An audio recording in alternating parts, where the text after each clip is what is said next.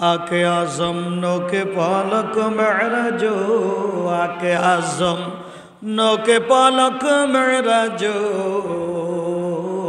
अम्बिया ओ आउलिया ओ मुहताजो। ঐতিহ্যবাহী বসন্তপুর দারুল হুদা হাফিজিয়া মাদ্রাসা মসজিদে আগত আল্লাহ প্রেমিক, নবী প্রেমিক, দিনদার ইমানদার মুসলমান ভাই ও বাবারা, যুবক আমার সোনার মনিকেরা, ছোট কচি ও কাছারা, পর্দার ভিতরে মা এবং বোনেরা, অত্র মাদ্রাসার আসাদাজা ইকরাম এবং ছাত্র বাবারা, আমরা সকলে মহান রব্বুল আলামিনের দরবারে লাখ কোটি শুকরিয়া আদায় করছি যে মহান আল্লাহ আমাদেরকে পবিত্র রজবের চাঁদের দ্বিতীয় জুমায় আসার এবং বসার তৌফিক এনায়েত করেছেন। এই জন্য প্রাণ খুলে মহাব্বতের সাথে কালিমাতুশ শুকর আদায় করছি, আলহামদুলিল্লাহ। রব্বানা লাকাল হামদ হামদান কাসীরান তাইয়িবান মুবারাকান ফি ইয়া রাব্বি লাকাল হামদু কামা ইয়ানবাগি লিজালালি ওয়াজহিক ওয়া আযীম সুলতানিক। ফরি আলহামদুলিল্লাহ। সম্মানিত বন্ধুগণ, 12টি মাসের মধ্যে এই একটি মাস চলছে, যে মাসের নাম হলো রজব। সুবহানাল্লাহ বলেন।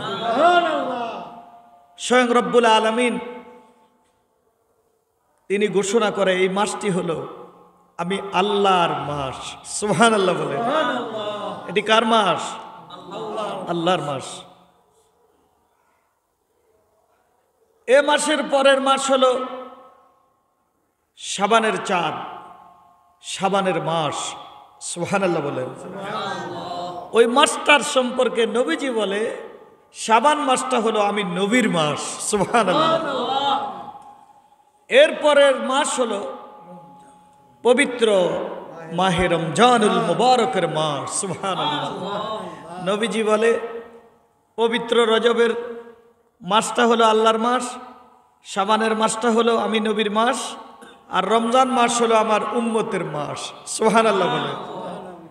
এজন্যই নবীজি উম্মতে মুহাম্মাদিকে বলে যখন রজব মাস আসে তোমরা তখন থেকে পড়ো আল্লাহুম্মা বারিক লানা ফি রজব ওয়া শাবান ওয়া বাল্লিগনা রমাদান।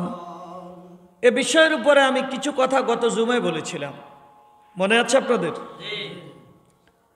তো মূল কথা হলো 1,24,000 পয়গম্বর পৃথিবীতে এসেছে।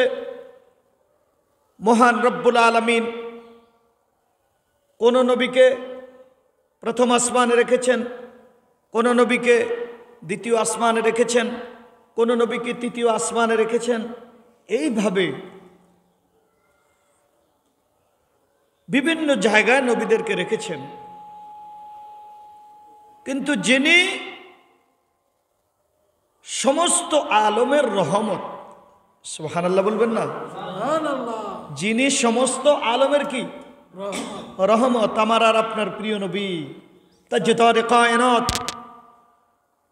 নবী মুহাম্মদুর রাসূলুল্লাহ সাল্লাল্লাহু আলাইহি ওয়াসাল্লামকে 7 আকাশ পাড়ি দিয়ে 70,000 রহমতের পর্দা অতিক্রম করে সরাসরি মহান রবের দিদারে আরশ মহল্লায় নিয়ে সেখানে বসিয়েছেন। চিৎকার মেরে বলেন সুবহানাল্লাহ।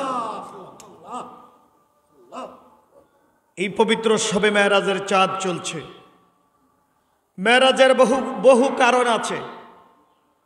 আল্লাহর দোস্তকে আল্লাহ পাক মসজিদুল হারাম থেকে মসজিদে আকসা থেকে সোজা ডাইরেক্ট 7 আকাশ পাড়ি দিয়ে 70,000 রহমতের পর্দা অতিক্রম করে আল্লাহর আরশ আজিমের উপরে নিতে নিতে এত কাছে নিয়েছেন কোরআনে আছে আও কাবা কাউসাইনি আও আদনা, আল্লাহ বলে বন্ধু আরো কাছে আসেন, আকবেলিয়া হাবিবি, আকবেলিয়া হাবিবি, বন্ধু আরো কাছে আসেন, আও কাবা কাউসাইনি আও আদনা। নিতে নিতে এত কাছে আল্লাহর বন্ধুকে আল্লাহ পাক নিয়েছে, তীর এবং ধনুক যত নিকটে, আরো কাছাকাছি স্বয়ং রব্বুল আলামিন তার হাবিব তার বন্ধুকে সেখানে হাজির করেছে। তো নেওয়ার পিছনে কারণ আছে না? ওরা কথা কয় না হাজির সাহেব, নেওয়ার পিছনে কারণ আছে না? আল্লাহর দিদারতে করাইছে, কোন নবীকে তো নেয় নাই, আমার আর আপনার প্রিয় নবীকে নিয়েছে। কি রে তোরা লক গুলা তো দিলি না, অসুবিধা আছে তো, একখানা বেশ কমাইলে এই জিয়ান জোড়া লাগছে ইয়ানো তো ভাঙি যাবি, কথা ঠিক নেই, লক দিয়ে দিবেন লগে লগে, খবরদার। দুনিয়া উসিলা জাগা মিয়া, উসিলা যদি ঠিক ন থাকে কোনো কাম হইতো না, উসিলা ঠিক রাখবেন, হেফাজত করব কে?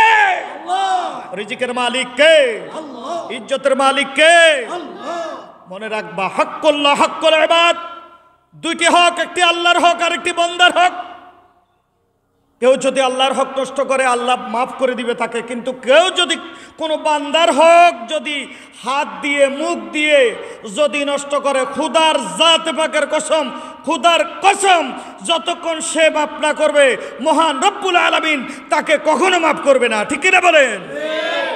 সমাজে কিছু কুলাঙ্গার আছে, এতারা একজন আরেকজনের পিছনে গীবত শেখায়ত করি, ইজ্জতের উপর আঘাত দেয় এবং রিজিক নষ্ট করে, কথা ঠিক কিনা বলেন?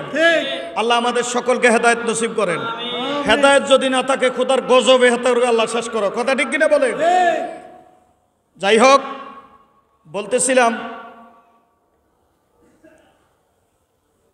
মূল কথা হইল মহান রব্বুল আলামিন তার হাবিবকে দিদার করেছেন বহু কারণ, তার মধ্যে অন্যতম একটা কারণ আছে, সুবহানাল্লাহ বলেন। অন্যতম কারণ হল মহান রব্বুল আলামিন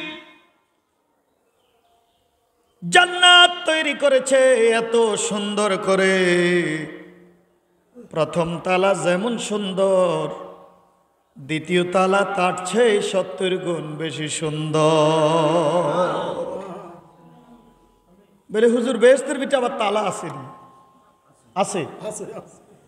পবিত্র কোরআনুল কারীম 114টি সূরা, 30 পারা কোরআনের মধ্যে 114টি সূরা আল্লাহ পাক নাজিল করেন, তার মধ্যে 6666টি আয়াত, 6600 কত 66টি আয়াত।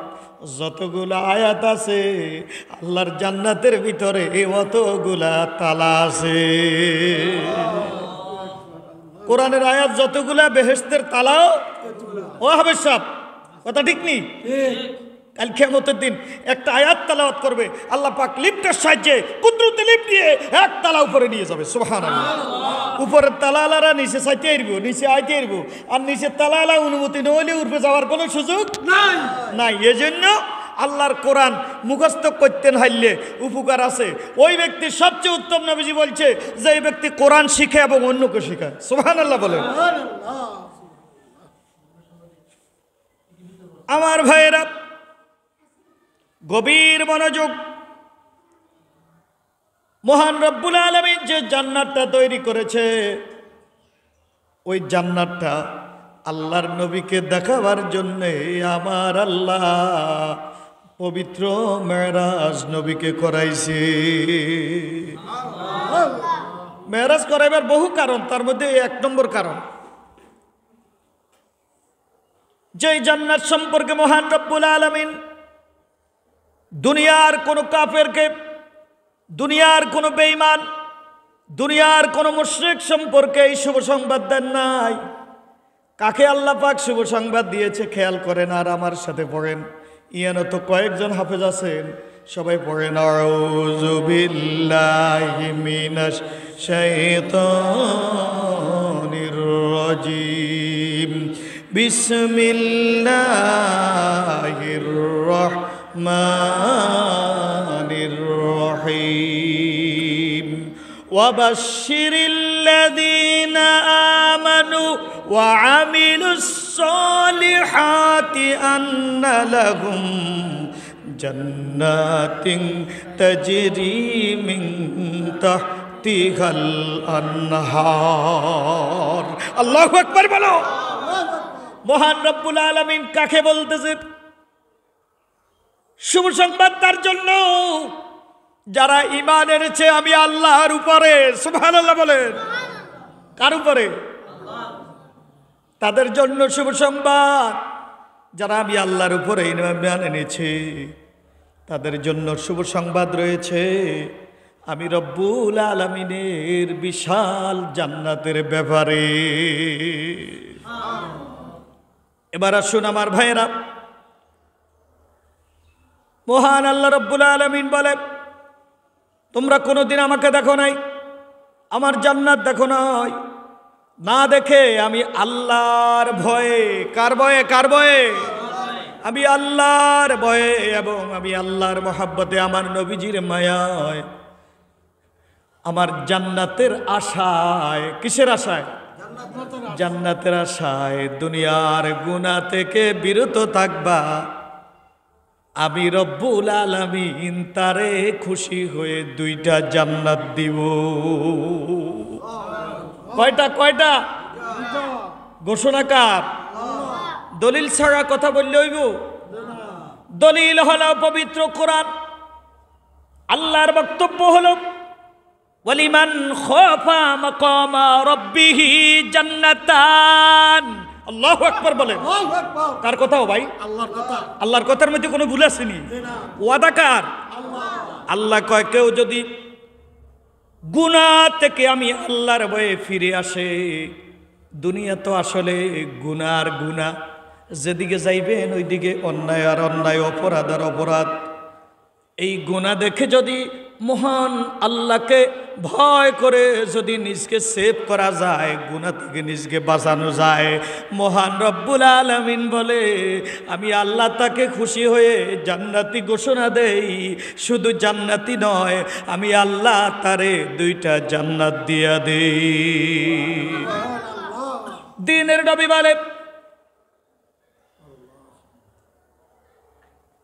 আমার উম্মতের ভিতরে সবচেয়ে গরিব যে ব্যক্তি উম্মত হবে আদনা একজন উম্মতকে ফার্স্ট ক্লাস ইমানদার থার্ড ক্লাস ইমানদার যদি হয় থার্ড ক্লাস বুঝেন তো নর্মাল ইমানদারও যদি হয় আমি রব্বুল আলামিন আল্লাহর হাবিব বলে আমার রব্বুল আলামিন একজন নর্মাল ইমানদারদেরকে যেই জান্নাতটা দিবে ওই জান্নাতটা এই দুনিয়ার সমান 10টা দুনিয়ার এই দুনিয়ার মতো 10টা দুনিয়ার সমান যত বড় হয় একজন আদনা থার্ড ক্লাস নরমাল ইমানদারকে আমার আল্লাহ রব্বুল আলামিন জান্নাতের মালিক বানাবে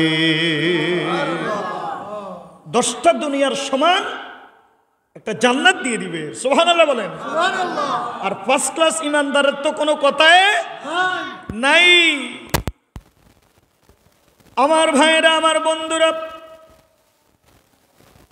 মহান রব্বুল আলামিন বলেন সুবহানাল্লাযী আসরা বিআবদিহি লাইলাম মিনাল মাসজিদিল হারাম ইলাল মসজিদিল আকসা আল্লাহু আকবার বলেন আল্লাযী বারাকনা হাওলাহু আল্লাহু আকবার বলেন মহান রব্বুল আলামিন বলে আমার নবীজিকে আমি মসজিদুল হারাম থেকে নিয়ে গেলাম মসজিদে আকসা সুবহানাল্লাহ বলেন রাতের শেষ ভাগে ইলাল মসজিদিল আকসা সামান্য সময়ের ভিতরে সেখানে নিয়ে গেলাম বিস্তারিত খেয়াল করেন আল্লাহ রাব্বুল আলামিন ডাক দিয়ে বলে জিবরাইল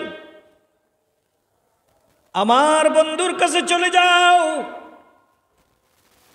যাওয়ার সময় আমি রব্বুল আলামিন তৈরি করে রেখেছি জান্নাতের মিডল পয়েন্টে একটা পোশাক। সুবহানাল্লাহ বলেন। এ হাজির সাহেব সময় হলে আর আওয়াজ দিয়েন, সময় হলে কইয়েন। কত হয়েছে? 22 হয়েছে নি? জান্নাতের মিডল পয়েন্টে একটি পোশাক আমি রব্বুল আলামিন তৈরি করে রেখেছি। এই পোশাকটা নিয়ে যাও, দুনিয়ার কোন পোশাক আমার নবীরে পরাইয়া রওনা হইও না, আমি আল্লাহর তৈরি করা জান্নাতি পোশাক আমার নবীকে পরাইয়া দাও। আরে ও আমার ভাইরা, বেহেশতি পোশাক আমার নবী যখন পরেছে, কেমন সৌন্দর্য আমার নবীজিকে না জানি লেগেছে। আল্লাহু আকবার বলে। আল্লাহর হুকুম তামিলের জন্য বেহেশতি পোশাক নিয়ে তিনি কি করলেন? মক্কা শরীফে আল্লাহর হাবিব উম্মে হানির ঘরে শোয়া। জিবরাইল আমিন আয়েশা দেখতেছে নবী করিম সাল্লাল্লাহু আলাইহি ওয়াসাল্লাম ঘুমাইতে আছে। একবার নবীর দিকে তাকায়, আবার মহান রবের আরশ মহল্লার দিকে তাকায়। জোর বলেন সুবহানাল্লাহ। নবীরে ডাক দিলে যদি নবী বেজার হয়, নবী বেজার হইয়া গেলে না জানি আমার আল্লাহ বেজার হইয়া যায়।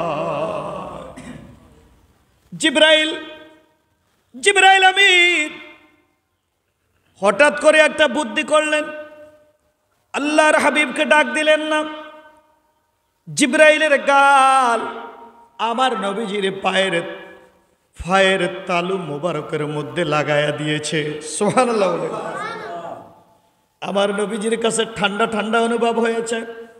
নবীজির ঘুম ভেঙে গেল। রাহমাতাল লিল আলামিন নজর করে দেখে হযরত জিবরাইল আমিন দাঁড়িয়ে আছে। আল্লাহর হাবিব ডাক দিয়ে বলে, ইয়া আখি জিবরাইল, জিবরাইল রে ও জিবরাইল, জিবরাইল রে ও জিবরাইল, এত রাতে কেন তুমি হাজির? জিবরাইল ডাক দিয়ে বলে, ইয়া রাসূলুল্লাহ, মহান রবের হুকুমে এসেছি। মহান আল্লাহ পাঠিয়েছে। মহান আল্লাহ আপনি নবীর দিদারের জন্য অপেক্ষা করতেছে। রাসূলুল্লাহ, এই যে বেহেশতি পোশাক গায়ে দেন, আল্লাহর নবী বেহেশতি পোশাক গায়ে দিলেন, ওযু করলেন, ওযু করে বেহেশতি পোশাক গায়ে দিয়ে মসজিদুল হারামের মধ্যে 2 রাকাত নামাজ আদায় করলেন। বোরাক নিয়ে জিবরাইল দাঁড়িয়ে আছে। আল্লাহর হাবিব ডাক দিয়ে বলে, জিবরাইল বোরাককে নিয়ে আসো। বোরাকে যেই জায়গায় দাঁড়াইছে ওই জায়গা থেকে সামনেও আসে না, নিচেও বসে না। সুবহানাল্লাহ বলে। জিবরাইল বোরাককে ডাক দিয়ে বলে, বোরাক বেয়াদবি করো না, তুমি কি চেনো না রাহমাতাল লিল আলামিন তোমার পৃষ্ঠে করে আল্লাহর বাড়ি রওনা হবে। আরশের মালিককে ডাক দিয়ে বলে, অবিশাল আকাশের মালিক, অবিশাল জমিনের মালিক, জিবরাইল তোমার বন্ধুর পরিচয় আমার কাছে দিতেছে। আমি বোরাক, আমি তো আগে থেকেই তোমার বন্ধুর চিনি। আমি তো বলতে পারতেছি না আল্লাহ গো ও আল্লাহ, আল্লাহ গো ও আল্লাহ, জবান কইলা দাও আল্লাহ, জবান কইলা দাও। ও মাবুদ, তোমার বন্ধুরে আমি চিনি। জিবরাইল আমারে পরিচয় দিতে হবে না, আমার জবানটা একটু খুলে দাও, আমি বোরাক মনের কথাগুলো বলে দে। মহান রব্বুল আলামিন বোরাকের জবান খুলে দিলেন। বোরাক দৌড়াই আইসা আমার নবীজির কদম মোবারকের মধ্যে চুম্বন দিচ্ছে আর বলছে আসসালাতু আসসালামু আলাইকা ইয়া রাসূলুল্লাহ, আসসালাতু আসসালামু আলাইকা ইয়া হাবিবাল্লাহ। নবীজি গো, ও প্রাণের নবী, আমি বেহেশতের ভিতরে অবস্থায় ছিলাম, রত ছিলাম। আমি সেখান থেকে আপনার কথা জানি, আপনার সম্মান সম্পর্কে জানি। আমি জানি আপনি বোরাকে ছড়ে আল্লাহর বন্ধু হবেন, আল্লাহর বন্ধু হয়ে আল্লাহর মেহমান হবেন গো নবীজি। ও গো আল্লাহর দোস্ত, আমি জানি, তাও জানি হাসরের ময়দানে বোরাকে ছড়ে 30,000 বছর পুলসেরাত বিজলির ন্যায় পার হইয়া আপনি বোরাকে ছড়ে আল্লাহর জান্নাতে চলিয়া যাবেন। ও নবী, আমি দীর্ঘদিন থেকে কেঁদেছিলাম আল্লাহর দরবারে, আমার সাথে লক্ষ লক্ষ কোটি কোটি বোরাকও কেঁদেছে, কারো দোয়া কবুল হয় নাই, আমার দোয়া আমার আল্লাহ মঞ্জুর করেছে। আমি আল্লাহর বাড়ির দিকে রওনা হব, আল্লাহু আকবার বলেন। কিন্তু গো নবীজি, আজকে আমার পৃষ্ঠে করে আপনি যাবেন, কাল কিয়ামতের ময়দানে গো নবী আপনি কার পিঠে উঠবেন? আমি বোরাকের পিঠে যদি না উঠেন, আমি তো ওই দিন লজ্জিত হয়ে যাব। আমি আপনার কাছে দরখাস্ত জানাই, আপনি যদি কাল কিয়ামতের ময়দানে দয়া করে আমার পৃষ্ঠে করে জান্নাতে যান, আমি যদি আপনার সাথে জান্নাতে যেতে পারি, আমি বোরাক ধন্য হয়ে যাব ইয়া রাসূলুল্লাহ। এই জন্য আমি অপেক্ষা করতেছি আপনার জবান মোবারক থেকে শুনতে যাই। সুবহানাল্লাহ বলেন। আল্লাহর হাবিব ডাক দিয়ে বলে, ও বোরাক তুমি বসো। সুবহানাল্লাহ বলেন। তুমি কি করো? বসো। বোরাক বসে গেল নবীজিকে নেওয়ার জন্যে।